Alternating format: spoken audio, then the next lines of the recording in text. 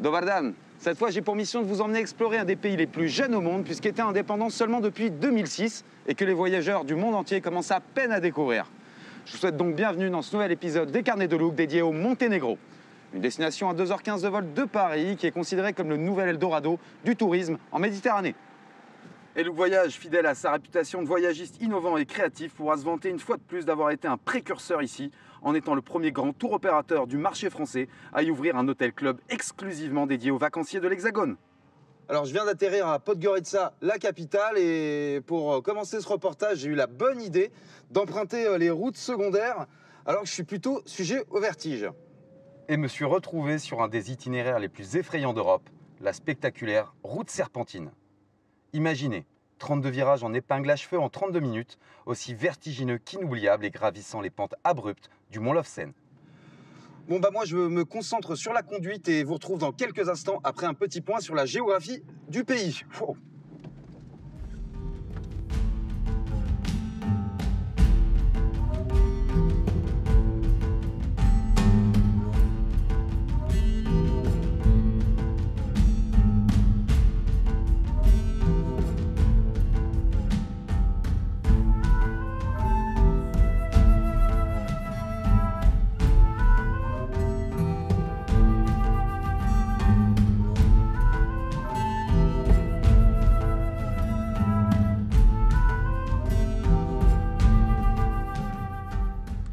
Situé juste en face de l'Italie, sur la côte adriatique des Balkans, le Monténégro est la plus petite des anciennes républiques d'ex-Yougoslavie.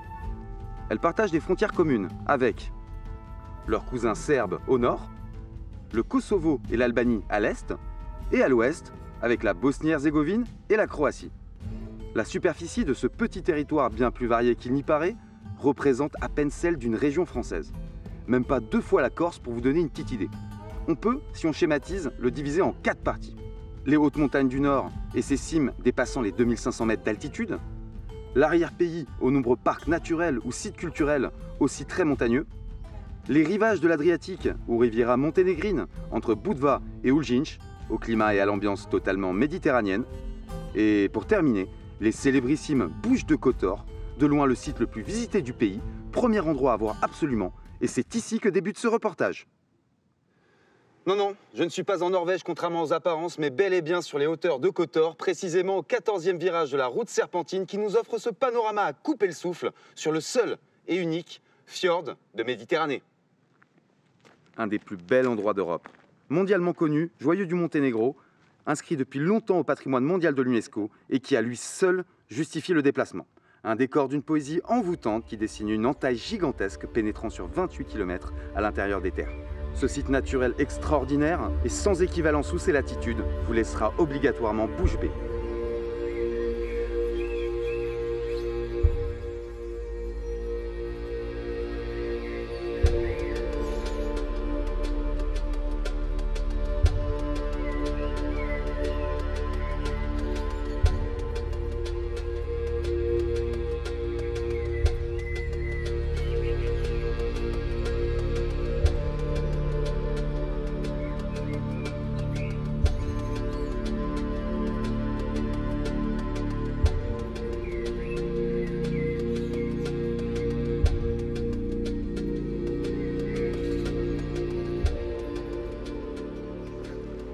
Et c'est pas fini.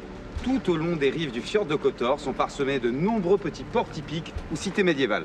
À l'image d'Ersek Novi, Tivat, Kotor évidemment, ou encore Perast, ma préférée, et leur architecture tantôt renaissance, tantôt baroque, tantôt médiévale, et leurs ruelles piétonnes hors du temps. Un site majestueux, grandiose et presque irréel. Incontestablement le plus grand des incontournables au Monténégro. Mais je vous rassure, la destination ne se résume pas qu'à ça, même si j'aurais pu consacrer un documentaire tout entier aux Bouches de Kotor. Bon, comme d'habitude, vous me connaissez, je veux toujours vous montrer un max de choses, donc voilà le programme très chargé qui nous attend.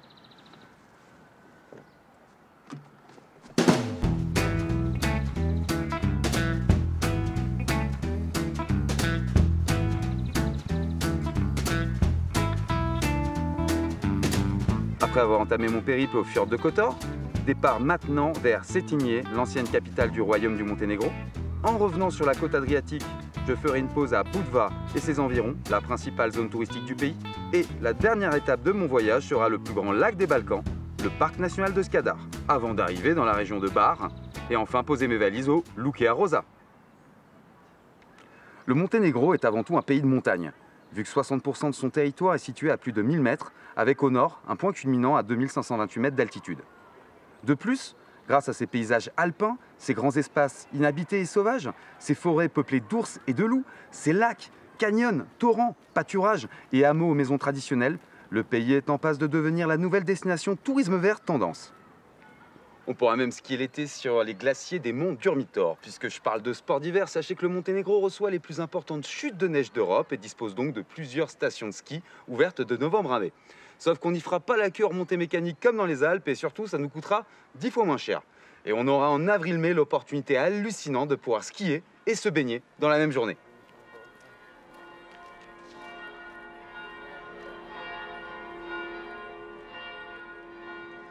Avant d'arriver sur la côte, je tenais à faire une rapide halte à Cetinje, l'ancienne capitale miniature du royaume du Monténégro. Mais juste une chose, veuillez excuser ma tenue dans les séquences qui vont suivre, mais ma chemise est au pressing, et voilà, vous savez tout. Cette bourgade paisible d'à peine 20 000 habitants est malheureusement trop souvent délaissée à tort par les touristes. Alors que c'est un vrai décor d'opérette, très romantique, aux magnifiques palais, ambassades, églises et maisons colorées datant du 19e siècle, au style néoclassique ou art nouveau. L'atmosphère très bohème de Cetinje est une authentique invitation à la flânerie et on ne serait presque pas surpris de croiser Princesse Sissi. Sissi ? Cette jolie ville est aussi considérée comme la capitale historique, culturelle et artistique du Monténégro grâce à ses nombreux musées, théâtres, bibliothèques ou galeries d'art. A noter qu'à Cetinje, on pourra également visiter un beau monastère, certes pas aussi sacré et connu que celui d'Ostrog, considéré comme le Lourdes des Balkans, mais celui-là est néanmoins très intéressant. Tiens d'ailleurs, sachez qu'au Monténégro, 3 religions coexistent en toute harmonie, avec bien sûr une majorité de chrétiens orthodoxes, 70% de la population, 5% de chrétiens catholiques, mais aussi 20% de musulmans, en particulier dans le sud du pays. Un exemple de tolérance et de vivre ensemble, malheureusement encore beaucoup trop rare en ex-Yougoslavie.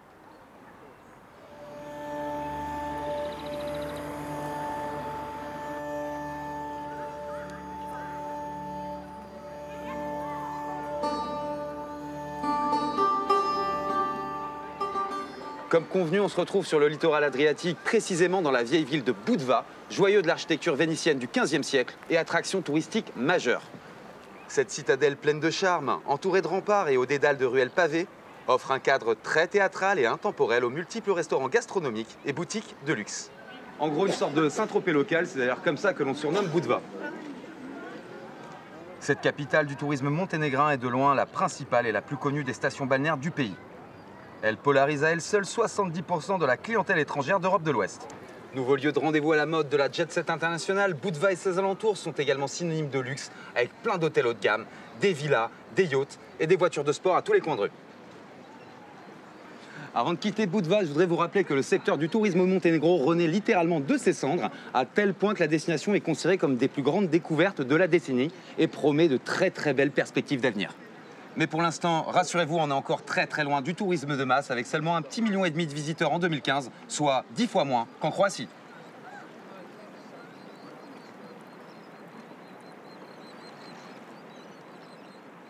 À une dizaine de kilomètres au sud de Budva, il était impossible pour moi de ne pas faire étape à Sveti Stefan, incontestablement un des plus beaux chefs-d'œuvre de la Riviera monténégrine.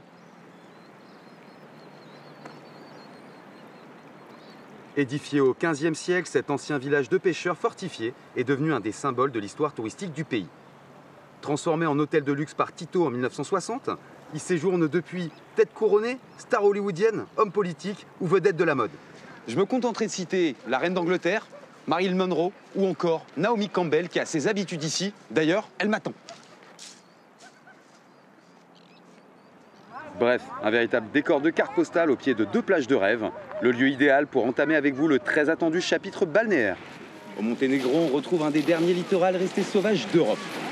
Sur un total de 300 km, sur cette destination, on pourra bénéficier de 73 km de côte propices à la baignade, soit le chiffre très officiel de 117 plages répertoriées. Comme par exemple ici, Buljarica, une de mes préférées, à une demi-heure du club Lukea. Avec une alternance de petites criques tranquilles, de galets chauffés au soleil et de plages de sable 10 fois plus nombreuses qu'en Croatie voisine, on aura l'embarras du choix pour profiter pleinement des eaux limpides et cristallines de la mer Adriatique. Sans oublier l'opportunité de pouvoir pratiquer plein de sports nautiques, comme la plongée grâce à une excellente visibilité et même du kitesurf dans le sud.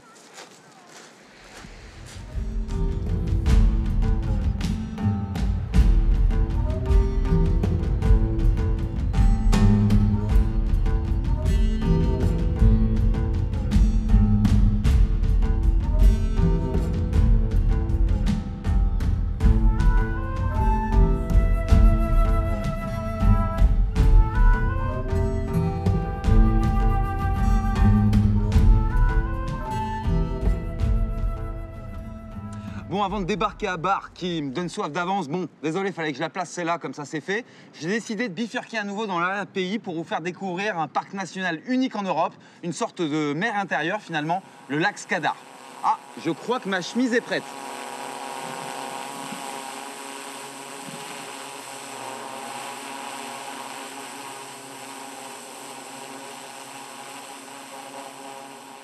Situé à cheval entre Monténégro et Albanie, il s'agit ni plus ni moins, avec ses 44 km de long et 13 km de large, du plus grand lac des Balkans. Cet écosystème est un véritable sanctuaire ornithologique avec ses 280 espèces qui en fait la plus grande réserve d'oiseaux aquatiques d'Europe. Au-delà d'être un paradis pour les amateurs de faune et de flore, on appréciera tout simplement cette relaxante et rafraîchissante balade sur le lac et ses affluents. On pourra aussi arpenter à pied ou à VTT les nombreux chemins de randonnée autour des berges traversant des villages de pêcheurs pittoresques et parsemés de marchés, châteaux, églises et autres monastères.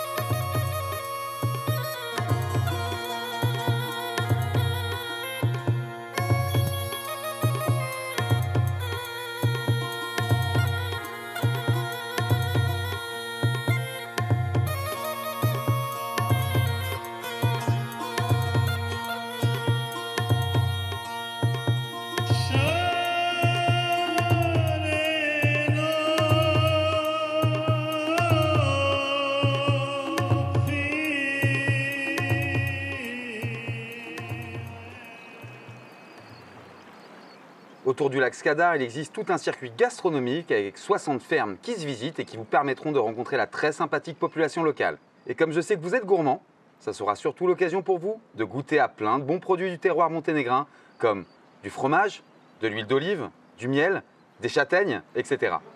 Ou encore, si vous préférez le poisson, à de succulentes carpes ou anguilles grillées, deux autres spécialités du coin. Et c'est pas fini, je gardais le meilleur pour la fin. Sachez que sur les hauteurs du lac Skadar, on cultive la vigne depuis des siècles dans de petits domaines qui vous ouvriront leurs portes, enfin leurs caves, avec plaisir. Les viticulteurs et leurs familles comme Ivo Uzganovic vous feront déguster leurs meilleurs crus. Et vous serez agréablement surpris par ces vins blancs ou rouges d'excellente qualité qui n'ont rien à envier à certains grands cépages français. Moi, mon préféré, c'est le Vranat Jovicic Kars. Allez, na zdravie. Na zdravlje, živjeli, dobrodošli u Crnicu. To je za Crnu Goru Crnica što je Bordeaux za Francusku. I drago mi je da ste moji gosti u moju malu vinariju autoktone sorte Vranac i Kratošija. To je to vino koje pijemo. Na zdravie. U votre santé. Retour sur la côte adriatique pour un ultime arrêt dans la ville de Bar, à une quinzaine de minutes en taxi du Club Lucca, et dans laquelle vous irez au moins une fois ou deux pendant vos vacances. Avec déjà Novi Bar, une des principales cités balnéaires du Monténégro, mais aussi premier port du pays, relié d'ailleurs à Bari par ferry. Une sortie en bord de mer plutôt cool en perspective, avec des tas de boutiques, un centre co, des terrasses de café ou resto, des discothèques, et vous en doutez, je sais, elle est trop facile, pas mal de bars très fun, où on pourra se taper des bars. Bon, promis, j'arrête. Et perché sur les hauteurs de Novi Bar, sur une colline dominant les environs, on pourra aussi explorer le mystérieux village fantôme de Stari Bar.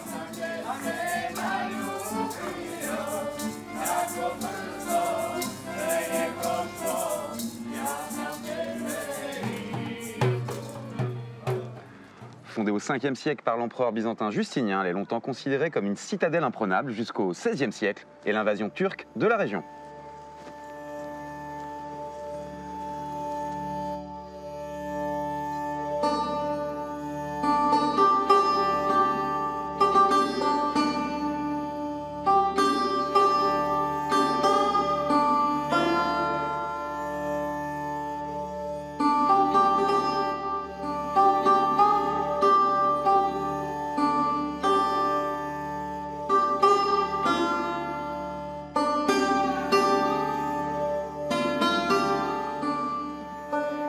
L'été se déroule ici plusieurs concerts, pièces de théâtre ou spectacles qui redonnent vie à ce lieu enchanteur. Mais au-delà de tout ça, ce que j'affectionne le plus ici, c'est cet environnement très nature, à la végétation méditerranéenne préservée et à l'arrière-pays agricole avec plein de vergers. Puisqu'ici poussent citron, orange, pamplemousse, figues ou encore grenade. Mais cette région, c'est avant tout celle de la culture de l'olive avec des centaines d'oliveraies pluriséculaires produisant une huile savoureuse aussi bonne qu'en Grèce. Et pour illustrer tout ça, quoi de mieux que cette petite attraction locale à mi-chemin entre Bar et Dobravoda, un majestueux olivier au tronc énorme, vieux de plus de 2200 ans et qui donne même encore des fruits. Il est considéré selon la légende comme le doyen de tous les arbres d'Europe. Bon, ça y est, on y est presque. J'arrive enfin, on se trouve le Club Luca Rosa, c'est-à-dire dans le village touristique de Dobravoda, à 12 km au sud de Bar et 25 d'Uljinj. On aura ici à disposition tous les services de base indispensables pour passer de bonnes vacances. Et la plage aux eaux translucides de cette petite localité est accessible en 2 minutes à pied du Club Luca en empruntant une agréable promenade.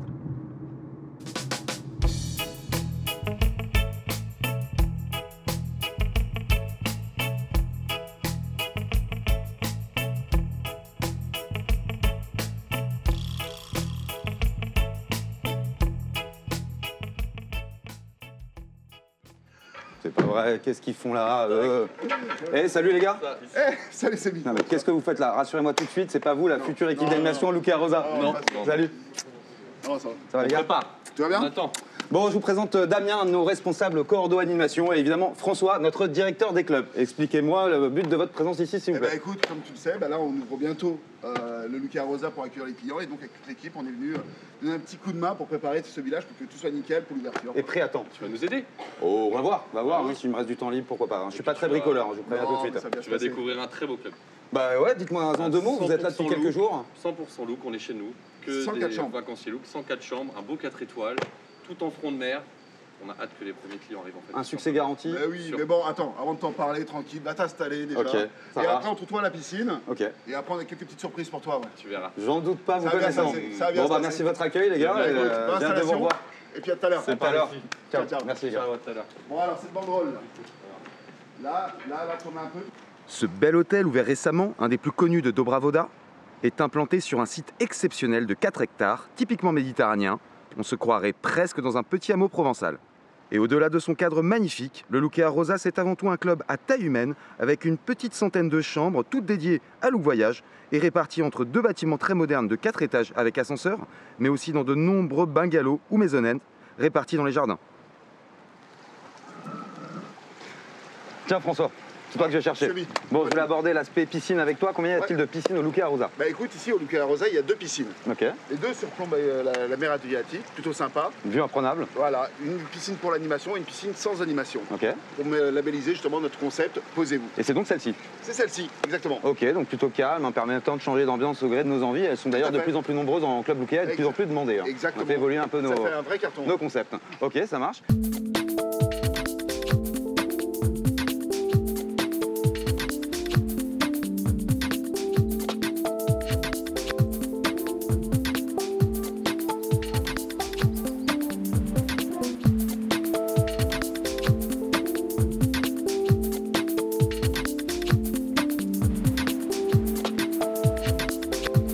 Bah écoute, apparemment une atmosphère plutôt chill out, lounge, propice à la détente, au calme, au farniente. Ah ouais, mais puis aussi à la lecture. Et c'est d'ailleurs Mhm. pour ça qu'on va installer la bibliothèque à disposition des clients pour pouvoir proposer notre concept, un livre à transat.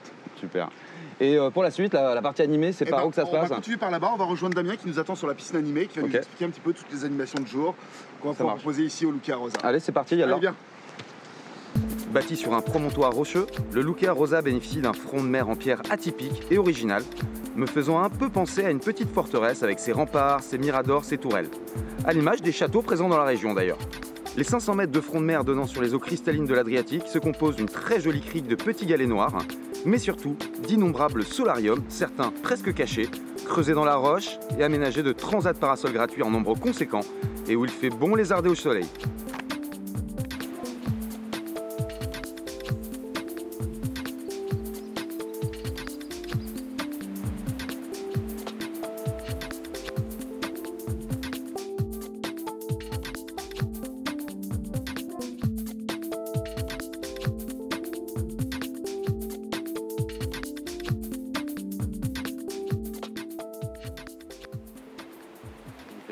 Tiens, justement, Damien est là. Je vais aborder le sujet avec lui.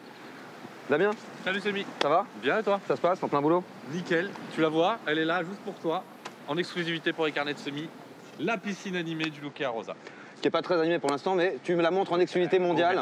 Mais si on se projette, je pense que nos clients vont apprécier. J'aime bien le mobilier extérieur, bon, le panorama de dingue. Magnifique. Et accessoirement, cette esplanade, je pense qu'elle est vachement adaptée à nos futures activités qui vont se dérouler ici. Il va y en avoir. Et justement, parle-moi-en, qu'est-ce qu'on a au programme? Un programme chargé, adapté à tous les âges comme d'habitude, comme sur tous nos Luca, avec du fitness, comme je sais que tu es Grand sportif. un grand sportif, exactement. Plein d'activités fitness, de la Zumba. Et cette année, en exclusivité, du CrossFit. Ok. Aussi qui sera fait ici sur l'espace fitness qu'on ira voir et finir de construire tout à l'heure. Activité sport collectif aussi. Mini-foot, beach volley, water polo évidemment. Tennis, j'ai vu. Tennis aussi. Et puis du culturel. Mhm. Je sais que tu es très penché sur le culturel, sur tes voyages. Et on te propose par exemple le koukia. Ok, Un plat typique monténégrin. super. On te propose d'apprendre à parler monténégrin. Tu parles monténégrin? Ah, je m'y mets petit à petit. Voilà, Ça peut servir dans... Ça va et tout ça. Mhm. Et bien on va apprendre les bases. Et puis en plus, on va découvrir un peu les alentours de l'hôtel avec plusieurs fois dans la semaine une balade pédestre. Ok, ça marche. C'est un Eh, programme pas mal. plutôt Désolé les complet. gars, désolé, je suis désolé de vous interrompre. Mais par contre, si on veut finir à temps et qu'on puisse ouvrir pour les clients, j'ai besoin de vous, on avait un petit peu de chantier à faire. Et t'as besoin de bras? J'aimerais bien vos bras pour m'aider. Bon, Si allez. ça vous dérange pas, on y va? Allez, ça fait Bon, plaisir. C'est parti, c'est là-haut. Ok. On y va.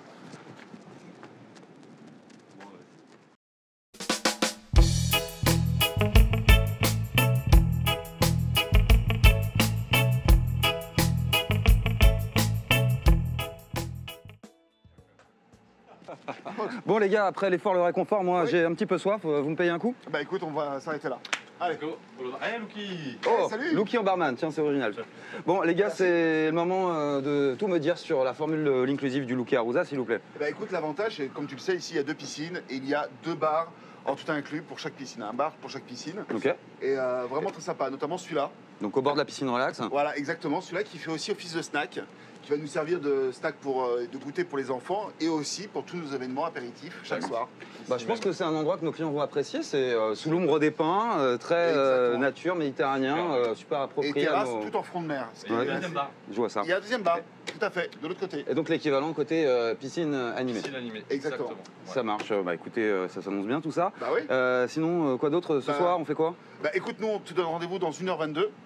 Précise. Et, précise, 1h22 et on t'attend en dessous le restaurant D'accord. pour une petite surprise, tu verras. Ça marche, ok. Bon, écoutez, moi, il me reste plus qu'à aller me changer et ça va être l'occasion de vous faire découvrir ma chambre. Ok? Allez, à tout de suite, les gars. Ciao. Pour rester sur la formule tout inclus et juste avant de vous montrer les chambres, jetons un coup d'œil au resto buffet. Situé au cœur de l'hôtel, il propose une cuisine de qualité avec show cooking, soirées thématiques et produits locaux, comme le garantit la charte restauration Look Voyage. Et surtout, vous profiterez de cette belle terrasse au cadre très rustique et offrant une vue magnifique. Un endroit que l'on n'a plus envie de quitter après nos repas.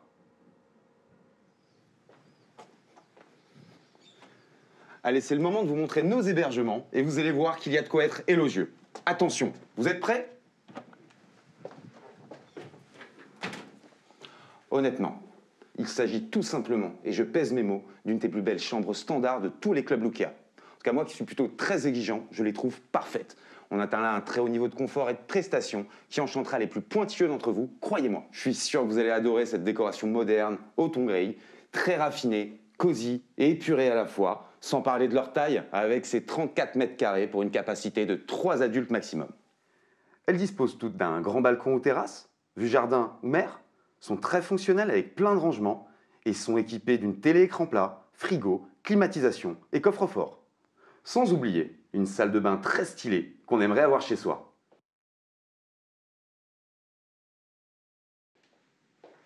Elle se passerait presque de tout commentaire tellement les images parlent d'elles-mêmes.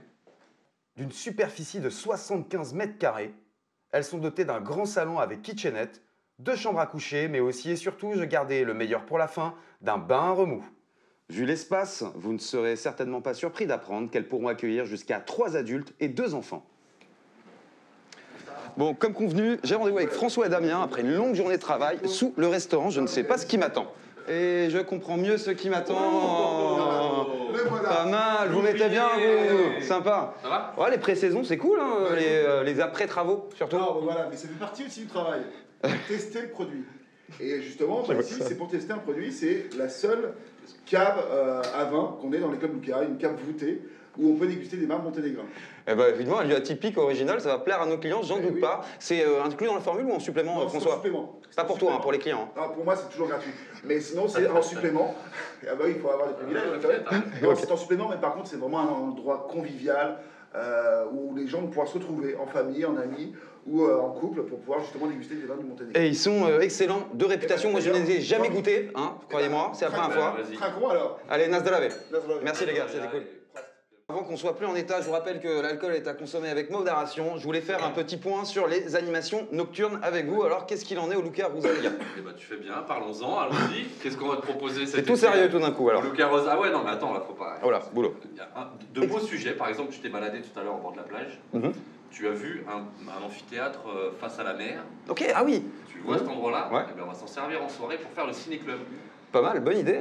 Donc c'est pas qu'un solarium, c'est aussi un truc à double usage. Voilà, et un cadre de ouf, vue sur la mer. Exactement, on s'installe et on profite pas tous les soirs, une fois par semaine. Ok, Voilà. ça marche. L'amphithéâtre que tu as construit de tes mains cet après-midi va servir, puisqu'on aura 2-3 spectacles dans la semaine, des beaux shows avec toute l'équipe d'animation sur scène, des trucs qui valent vraiment le coup. Le spectacle pour les enfants, le spectacle au Hockey Club pendant les vacances scolaires. On va vous proposer aussi évidemment l'incontournable, le classique qu'on trouve dans tous les clubs Lucas. Tout le monde vient avec sa tenue blanche pour la soirée White Whitetail. Tails. C'est bien, ça sera ici aussi avec toujours ce super cadre là et ce beau coucher de soleil. Et puis j'attends ta question parce que je sais ce que tu vas demander. On te connaît par cœur, Samy. Qu'est-ce qu'il y a après Les spectacles, oui. La discothèque privatisée, la discothèque de l'hôtel, on accepte toutes les tranches d'âge, les ados peuvent venir danser eux aussi et se faire plaisir. Et puis je sais, je connais ta question. Et après, bon, François l'a été connaisseur. On a une surprise pour toi. Donc à la fermeture de la boîte de nuit, qu'est-ce qu'on fait? On va t'inviter tous ensemble à aller à Bar, profiter de la nightlife, un peu fashion, un peu lounge, profiter de la soirée avec toi parce qu'on sait que t'aimes ça. Donc on va te faire découvrir ça. Et je pense que nos clients vont aussi y passer plus d'une fois. Oui, c'est juste à 20 minutes.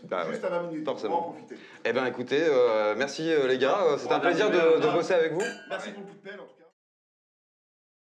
Bon, mon séjour au Lucas Rosa se termine. Vous avez vu par vous-même à quel point ce club Lucas a tout pour plaire, même aux plus exigeants d'entre vous. Et je suis persuadé qu'il devrait s'imposer très rapidement comme un des best-sellers de Look Voyage en moyen courrier.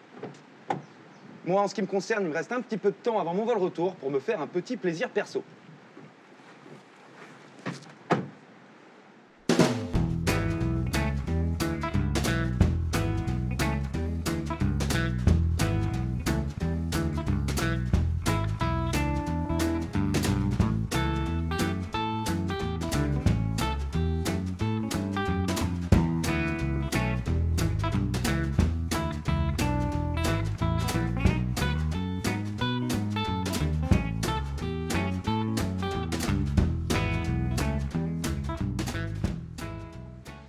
Pendant tous mes repas ou apéros durant ce voyage, on m'a servi de l'excellente charcuterie, en particulier du jambon fumé que j'ai trouvé exquis.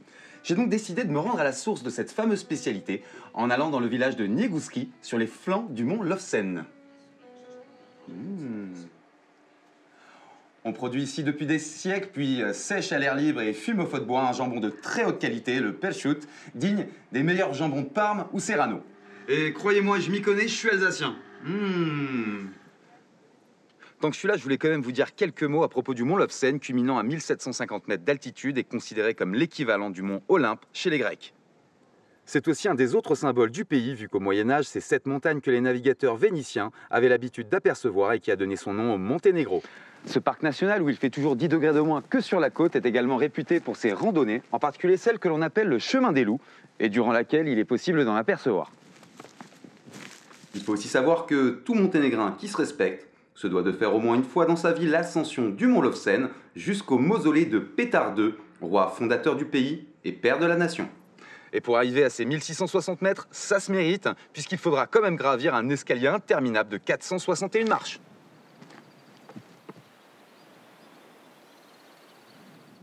Bon bah, moi il me reste plus qu'à tenter l'ascension en espérant pouvoir vous retrouver au sommet.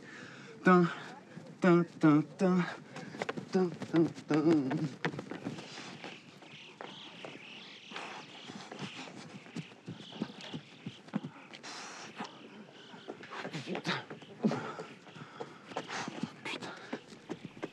458, 461. Mine de rien, vous savez quoi? Je me rends compte qu'on a quasiment fait le tour complet du Monténégro ensemble. Toujours à cheval entre mer et surtout montagne, j'ai rarement connu un aussi petit pays qui pouvait se targuer d'être à ce point varié et complet, avec autant d'atouts différents.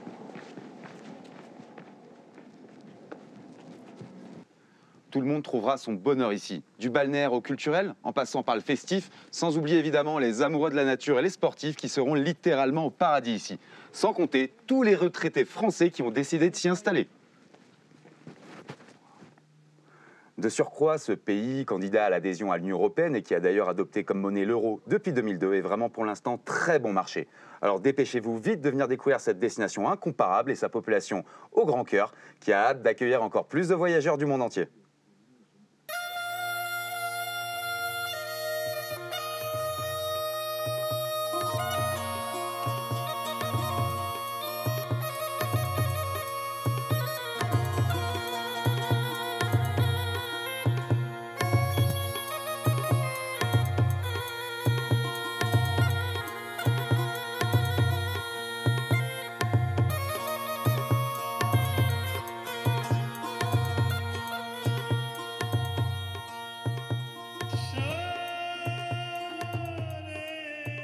Maintenant, je crois qu'on peut dire que la boucle est bouclée. Cette escapade au Monténégro s'achève comme elle a commencé, avec cette vue magique sur le fjord de Kotor que je voulais absolument revoir une dernière fois avant de partir. Comme on dit ici, voilà pour votre attention, mais aussi et surtout pour votre fidélité. J'espère que vous avez pris autant de plaisir que moi à découvrir cette destination dont on n'a pas fini d'entendre parler, c'est moi qui vous le dis. Bon bah moi, je rentre à Paris et vous donne rendez-vous très bientôt dans la prochaine édition des Carnets de Look. Allez, salut!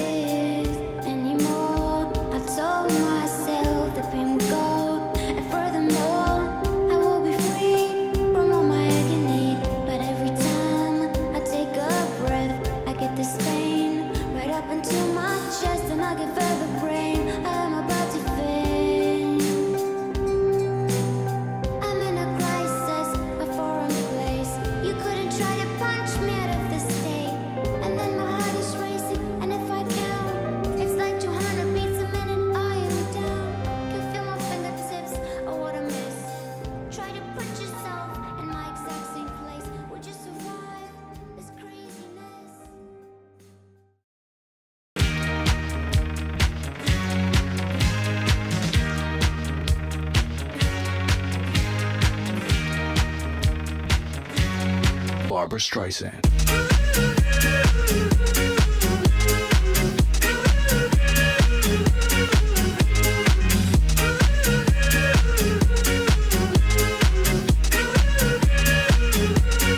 Barbra Streisand.